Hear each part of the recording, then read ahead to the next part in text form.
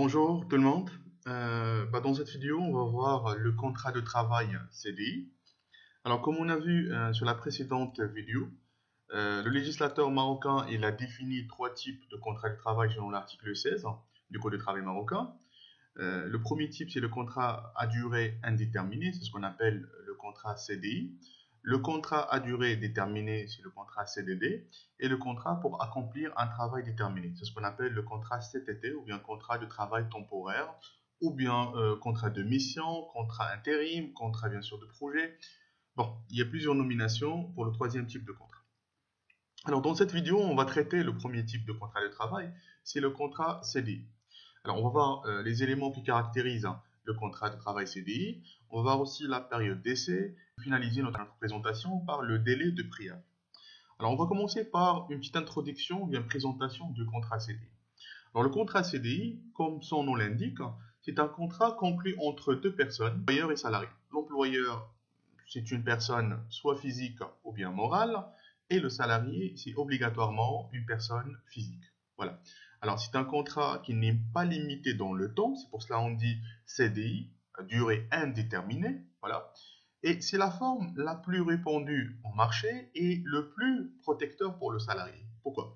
Parce que le contrat de travail CDI, il donne une certaine stabilité au salarié.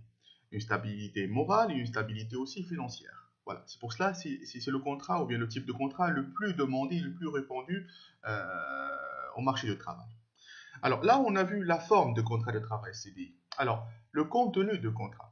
Le contenu de contrat de travail, c'est-à-dire les clauses qui permettent bien sûr on peut dire de constituer, on peut dire le contrat de travail, il permet tout simplement de déterminer le lien ou bien la relation entre l'employé et l'employeur et bien sûr aussi le lien de subordination entre bien sûr ces deux personnes. Voilà. Et il faut savoir que le fait de ne pas déclarer bien sûr des clauses au niveau du contrat, ça ne rendra pas le contrat invalide.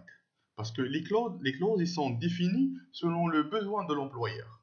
Ça marche? Et bien sûr, on va revenir après sur les éléments à déclarer sur le contrat sur un prochain vidéo. Alors là, on va voir une petite précision qui est vraiment une précision importante, ce que l'écrit au niveau du contrat il n'est pas obligatoire. C'est-à-dire, le législateur marocain n'a pas donné une forme pour un contrat de travail. Ok. Alors, bien sûr, l'écrit il n'est pas obligatoire. Il constitue juste un moyen de preuve parmi d'autres. C'est un moyen de preuve. C'est-à-dire, en cas de litige entre, bien sûr, les deux personnes, on fait recours au contrat de travail. C'est pour cela la majorité, bien sûr, des employeurs et des employés, ils préfèrent avoir un contrat de travail. Et comme ça, en cas de litige, on va revenir au contrat et une clause de contrat pour voir les droits et les obligations de chacun. Ça marche? Bien sûr, il y a plusieurs moyens bien sûr, de preuves que le législateur marocain a donné, comme par exemple le témoignage des collègues, même le gardien qui vous voit, par exemple, partir à votre travail quotidiennement, il peut témoigner de votre côté. Vous voyez? Alors, le contrat de travail, ça reste tout simplement un moyen bien sûr, de preuve parmi d'autres. Il n'est pas obligatoirement écrit, mais, comme on a dit, il y a plusieurs, bien sûr, employeurs qui ont préféré quand même revenir ou bien faire recours au contrat de travail. Alors, si par exemple le contrat il est élaboré, il doit être établi en deux exemplaires.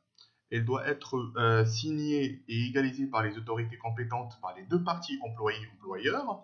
Une copie, bien sûr, il va la garder l'employeur. Et bien sûr, une autre, il va être donné au salarié ou bien à l'employé. Ça marche. Bon, alors après, on va passer pour voir la période d'essai. Alors, la période d'essai, c'est une période qui permet à l'employeur d'évaluer les compétences techniques du salarié. C'est-à-dire, soit on parle de compétences de métier ou bien même la situation psychologique du salarié, c'est une période qui permet à l'employeur de mesurer l'efficacité, bien sûr, de son salarié. Et même pour, bien sûr, le salarié, il permet d'apprécier si la fonction occupée lui convient. Parce qu'il doit aussi voir est-ce qu'il peut bien sûr répondre à ses tâches quotidiennement, est-ce qu'il peut gérer par exemple le stress, est-ce qu'il peut gérer beaucoup des choses au niveau bien sûr du travail, est-ce qu'il peut répondre aux besoins de l'employeur. Voilà. Donc c'est une période, on peut dire de test. Chaque personne ou bien chaque partie, il permet de tester, on peut dire, soit le climat, soit bien sûr les compétences des autres. Et c'est pour cela le législateur marocain, il a bien défini, ou bien il a fixé la période d'essai selon l'article 14 du Code du travail marocain. Pour les cadres, c'est en 3 mois, et pour les employés, 1 mois et demi, et pour les ouvriers, 15 jours. Et il faut noter aussi que c'est une période qui est renouvelable une seule fois. D'accord? Et bien sûr, au niveau du contrat de travail, vous devez avoir la clause de renouvellement. C'est-à-dire, si vous n'avez pas la clause de renouvellement de la période d'essai, bah, normalement, vous devez tout simplement appliquer ou bien prendre en charge les périodes qui sont définies par la loi. 3 mois pour les cadres, 1 mois et demi pour les employeurs et 15 jours pour les ouvriers. Mais s'il y a par exemple la clause de renouvellement de la période d'essai, ça signifie que l'employeur il peut renouveler la période d'essai, d'accord? Et bien sûr, ça il est déclaré sur le contrat. Et au lieu d'avoir 3 mois pour les cadres ils vont avoir 6 mois. Au lieu de 1 mois et demi pour les employés, bah, ils vont avoir 3 mois. Et au lieu de 15 jours pour les ouvriers, ils vont avoir 1 mois. Et bien sûr, on dit bien que la clause de renouvellement, il doit être bien mentionné sur le contrat. S'il n'est pas mentionné, bah, vous devez bien sûr utiliser les délais fixés par le Code de travail marocain. Bien sûr, il faut noter aussi qu'à l'expiration des délais, bien sûr, fixés au niveau du contrat de travail, le contrat, il devient définitif. Ok, vous êtes directement et définitivement attaché à votre emploi et bien sûr à votre employeur. Et il faut savoir aussi que c'est une période qui n'est pas obligatoire. C'est-à-dire, ça, si vous n'avez pas une clause de la période d'essai sur le contrat de travail, ça signifie que vous êtes, dès la signature de votre contrat, attaché à votre employeur. Alors, on va voir maintenant le délai de préavis. Alors, selon l'article 43 du Code de travail marocain, le législateur marocain, il a bien défini, on peut dire, la période ou bien le délai de préavis. Alors, c'est une période qui doit s'écouler entre l'annonce de la rupture de contrat et la fin réelle de contrat. Alors, le but, c'est qu'il permet aux salariés de bénéficier de temps suffisant afin de retrouver un nouvel emploi. Et il permet, c'est en cas de licenciement bien sûr, et il permet aussi à l'employeur de pouvoir organiser le remplacement du salarié démissionnaire. Voilà. C'est-à-dire, il permet bien sûr aux deux parties de s'organiser avant la fin réelle du contrat. Et c'est pour cela que le législateur marocain, il a bien, on peut dire, précisé la durée du contrat de travail pour bien sûr chaque catégorie socio-professionnelle. Alors pour les cadres et assimilés, bien sûr selon leur ancienneté, 1 mois si bien sûr l'ancienneté de salarié est moins d'1 an, 2 mois si l'ancienneté entre 1 an et 5 ans, 3 mois si bien sûr l'ancienneté est plus que 5 ans.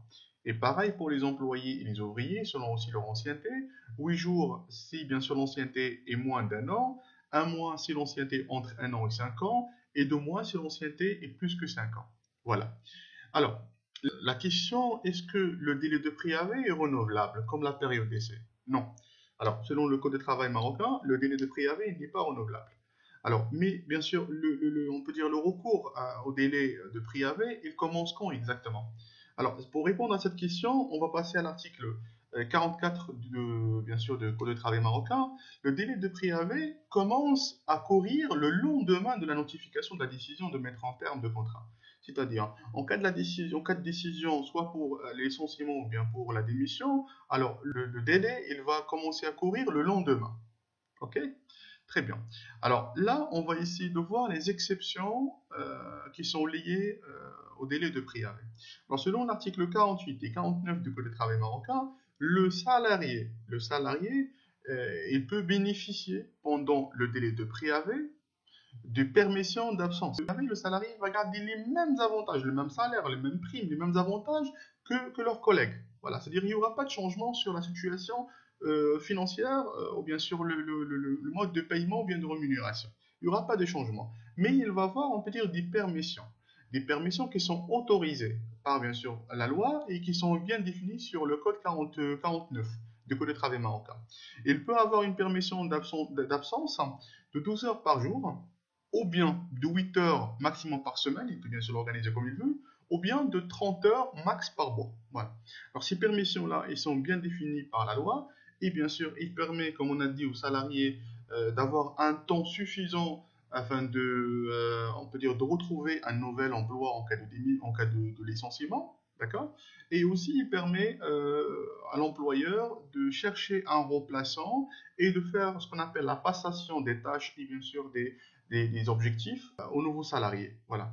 Alors j'espère que j'ai été clair avec vous. Dans la prochaine vidéo, on va voir, on peut dire, le contrat de travail CDD. On va voir aussi les éléments qui caractérisent le contrat CDD. On va voir aussi la période d'essai et aussi le délai de préavis pour un contrat CDD. Alors, je vous laisse et à la prochaine vidéo. Merci à vous.